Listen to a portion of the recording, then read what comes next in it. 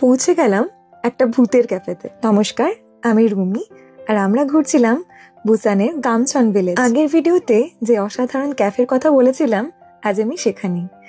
এই ক্যাফের যিনি মালিক, তার এটা বাড়ি, আর বাড়িটিকেই আর্ট অ্যান্ড ক্রাফট দিয়ে নিজের হাতে গড়ে তুলেছেন তিনি এই ক্যাফেটি। ক্যাফের আনাচে কানাচে সর্বত্র তিনি মোটিভেশনাল কোটস লিখে রেখেছেন, আর লিখে রেখেছেন বিভিন্ন ধরনের রিভিউজ তিনি পেয়েছেন গুগল থেকে, তার কাস্টমারদের থেকে। ক্যাফেতে বার্গার, বিভিন্ন ধরনের কফি আপনি অর্ডার করতে পারবেন। ক্যাফেটি 3টে ফ্লোরের, আর প্রতিটা ফ্লোরে বিভিন্ন ধরনের আর্ট স্পেস করা আছে বসে সময় কাটানোর জন্য।